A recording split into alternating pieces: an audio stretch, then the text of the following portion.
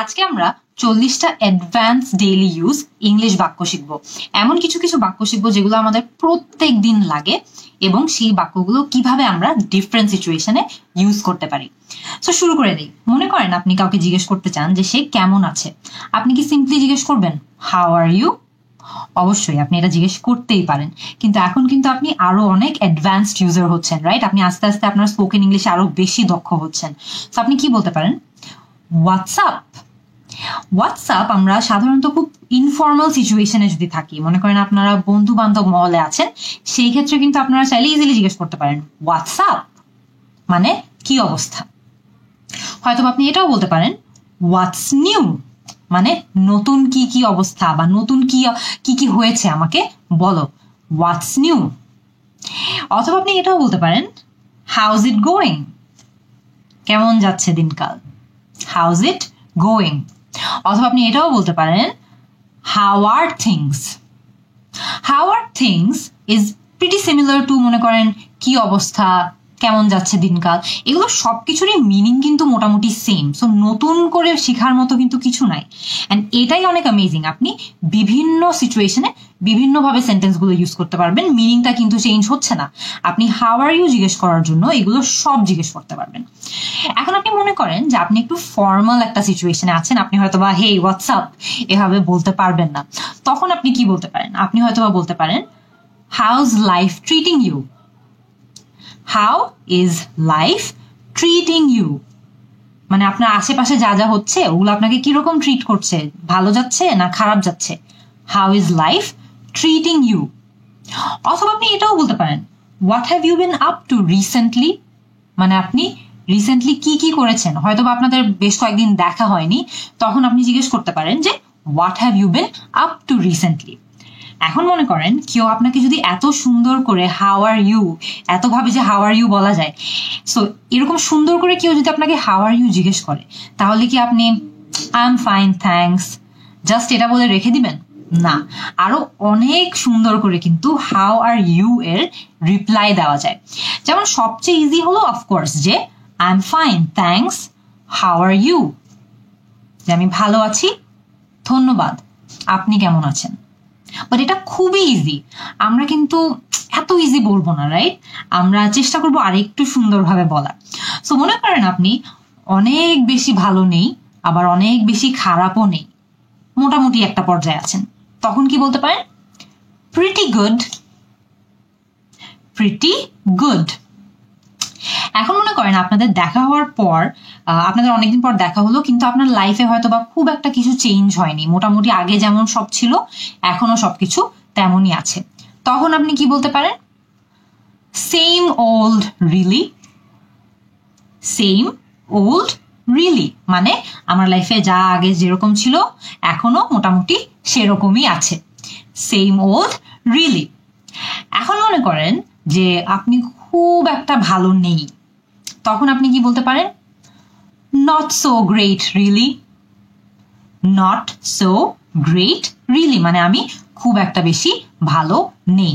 আপনি যদি ভালো না থাকেন তখন কিন্তু আপনি আরেকটা জিনিস বলতে পারেন, সেটা হলো could be better. Could be better মানে হলো ভাই এর থেকে ভালো থাকাও সম্ভব, আমি খুব একটা ভালো নেই, সো কুড বি বেটার। এখন মনে করেন আপনি অনেক বেশি ভালো আছেন, কিন্তু আপনি সেটা দেখিয়ে বেড়াতে চান না বা শো অফ করতে চান না, সো তখন আপনি কি বলতে পারেন? আপনি হয়তো বা বলতে পারেন ক্যান্ট কমপ্লেইন। ক্যান্ট কমপ্লেইন আলহামদুলিল্লাহ, এর মানে হলো যে আমি ভালো আছি, আমার কোনো কমপ্লেইনস নেই। আপনি অনেক ভালো আছেন, আপনি হয়তো বা শো অফ করতে চান না, সো তখন আপনি কি বলবেন? Can't complain. এখন মনে করেন যে আপনি কাউকে থ্যাংক ইউ বলতে চান, কিন্তু একটু সুন্দরভাবে বলতে চান, রাইট? সো আপনি প্রথমে কি বলতে পারেন? আপনি হয়তো বা বলতে পারেন আইড রিয়েলি অ্যাপ্রিসিয়েট দ্যাট। কেউ আপনাকে কিছু একটা ভালো করে দিতে যাচ্ছে বা উপকার করে দিতে যাচ্ছে, আপনি বলতে পারেন আইড রিয়েলি অ্যাপ্রিসিয়েট দ্যাট, মানে আপনি যদি আমাকে এটা করে দিন আমার অনেক বেশি ভালো লাগবে। কি বলবেন? I'd really appreciate that. অথবা কেউ যদি আপনাকে উপকার করে, আপনি এটাও বলতে পারেন যে that's so kind of you, মানে আপনি আমাকে এত বড় একটা উপকার করে দিলেন, that's so kind of you. আপনি এটাও বলতে পারেন আই এম ভেরি গ্রেটফুল, অথবা আই এম রিয়েলি গ্রেটফুল, মানে আমি আপনার কাছে অনেক কৃতজ্ঞ, আমি সত্যিই অনেক কৃতজ্ঞ, আই এম রিয়েলি গ্রেটফুল। এরপরে আপনি আরো বলতে পারেন I can't thank you enough, I can't thank you enough, মানে আমি আপনাকে যতবারই থ্যাংক ইউ বলি না কেন বা যতবারই ধন্যবাদ দিই না কেন সেটা কম হবে।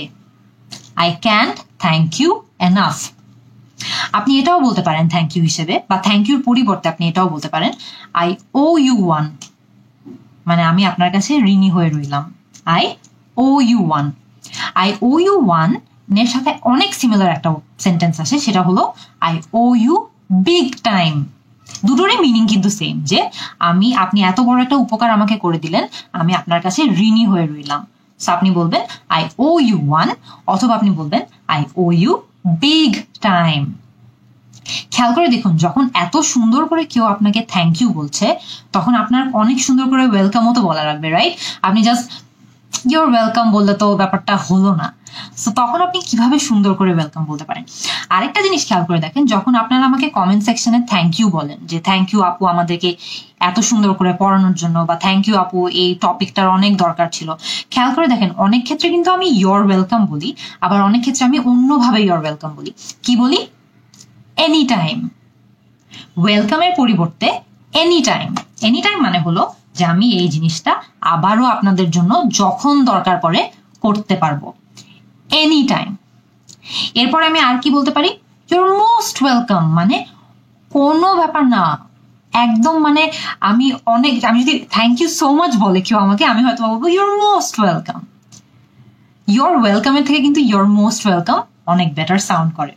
এরপরে আমি আর কি বলতে পারি? মাই প্লেজার, যে কাজটা আমি করেছি, কাজটা আমার করে অনেক ভালো লেগেছে, সো মাই প্লেজার। অথবা আপনি এটাও বলতে পারেন, আমি কিন্তু অনেক সময় আপনাদের কমেন্টে এটা রিপ্লাই দিই, আমি কি বলি? No worries. নো ওয়ারিজ মানে হলো কোনো ব্যাপারই না, আমার করে অনেক ভালো লেগেছে, সো আমি কি বলবো? No worries. এখন মনে করেন আপনার কোনো একটা ইনফরমেশন জানা দরকার বা কিছু একটা জানা দরকার, সো তখন আপনি কি বাক্য ইউজ করতে পারেন? আপনি কমন কয়েকটা বাক্য ইউজ করে কিন্তু যে কোনো ইনফরমেশন দিয়ে সেই বাক্যগুলোকে একটু চেঞ্জ করে ফেললেই হবে। যেমন প্রথমটা হলো do you have any idea dash. এখানে ড্যাশে আপনি আপনার ইনফরমেশনটা বসান। মনে করেন do you have any idea when the shop opens, do you have any idea where the book is? So just do you have any idea পরের ড্যাশটাতে আপনি আপনার যেটা জানা দরকার সেটা বসিয়ে দিন। অথবা আপনি আরেকটু যদি ফ্যান্সি ওয়েতে, আরেকটু যদি ফ্যাশনেবল ওয়েতে বলতে চান, তাহলে আপনি এটাও বলতে পারেন you wouldn't happen to know if dash would you। এই স্ট্রাকচারটা একটু ট্রিকি, একটু হয়তো আপনাদের বড় মনে হচ্ছে স্ট্রাকচারটা, কিন্তু খেয়াল করে দেখুন খুবই easy. you wouldn't happen to know if dash would you। ড্যাশে আপনি আপনার ইনফরমেশনটা বলান, যে হয়তোবা you wouldn't happen to know if he is there would you, মানে আপনি কি কোনোভাবে জানেন বা জানেন না যে সে সেখানে এখন আছে নাকি? you wouldn't happen to know if he is there would you। এরপর মনে করেন কেউ আপনাকে অনেকগুলো প্রশ্ন করলো কিন্তু আপনি হয়তোবা জানেন না। সিম্পলি যখন আমরা কিছু জানি না তখন কিন্তু তার একটা ইজি উত্তর হলো আই ডোন্ট নো। কিন্তু আই ডোন্ট নো বলারও কিন্তু অনেকগুলো ওয়ে আছে। যেমন আই ডোন্ট নো আপনি বলবেন, আপনি এরপরে হয়তোবা এটাও বলতে পারেন নো আইডিয়া, যে আমার এই ব্যাপারে কোনো আইডিয়া নেই। হয়তোবা আপনি এটাও বলতে পারেন নো ক্লু, যে আমার এই ব্যাপারে কোনোই ক্লু নেই। দুটোই কিন্তু সেম জিনিসই মিন করে, যে নো আইডিয়া মানে আমি জানি না, নো ক্লু মানে আমি জানি না। আপনি যদি খুব একটা বেশি শিওর না হয়ে থাকেন, একটু অনিশ্চিত হয়ে থাকেন, তাহলে হয়তো আপনি বলতে পারেন I am not really sure. I am not really sure. এখন মনে করেন আপনি জাস্ট ওনাদেরকে সরি বলে চান, যে সরি আমি আপনাকে এটা নিয়ে কোনো হেল্প করতে পারছি না। আপনি হয়তো বলতে পারেন sorry I can't help you দেয়ার, যে সরি আমি আপনাকে এই বিষয়ে খুব একটা বেশি হেল্প করতে পারছি না। Sorry I can't really help you there. এখন মনে করেন কেউ একজন আপনাকে কিছু একটা বলল এবং আপনি এটা প্রকাশ করতে চান যে আপনি তার সঙ্গে একমত বা আপনি তার সাথে এগ্রি করেন। আপনি সিম্পলি বলতে পারেন আই এগ্রি, বাট আপনি আরেকটু অ্যাডভান্সড বলতে পারেন। আপনি কি বলতে পারেন? এক্স্যাক্টলি, ঢাকার ট্রাফিক খুবই খারাপ। এক্স্যাক্টলি। আপনি হয়তো বা এটাও বলতে পারেন, দ্যাটস সো ট্রু, মানে এটা একদম সত্যি। ঢাকা's traffic is so bad. That's so true. আর একটু অ্যাডভান্স হলে আপনি বলতে পারেন, ঢাকা's traffic is so bad. I couldn't agree more. কেউ একজন যদি বলে ঢাকা's traffic is so bad, আপনি তার সঙ্গে এগ্রি করার জন্য বলতে পারেন couldn't agree more, মানে আমি আপনার সাথে এতই বেশি একমত যে এর থেকে বেশি একমত হওয়া আসলে আর পসিবল না। এখন মনে করেন এর উল্টোটা হচ্ছে যে কেউ একজন কিছু একটা বললো এবং আপনি তার সঙ্গে খুব একটা বেশি একমত নয়, তাহলে আপনি কি তার সাথে ঝগড়া করবেন সেখানে? না, আপনি খুব পোলাইটলি ওদেরকে বুঝাবেন যে আপনি তার সঙ্গে একমত নয়। কিভাবে বলতে পারেন? হয়তো আপনি বলতে পারেন that's not how I see it, মানে আমি আসলে বিষয়টাকে এভাবে দেখছি না। হয়তো আপনি এটাও বলতে পারেন নট নেসেসারিলি। নট নেসেসারিলি মানে হলো যে জরুরি না যে বিষয়টা এরকমই হতে হবে, নট নেসেসারিলি।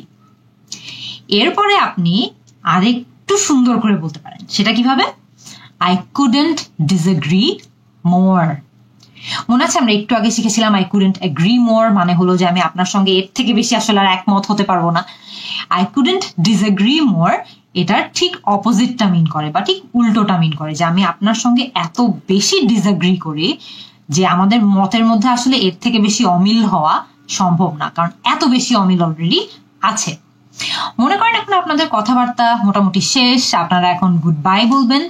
অনেক সুন্দর সুন্দর ওয়েতে কিন্তু গুড বাই বলা যায়, আপনি জাস্ট বাই বলে রেখে দিবেন না।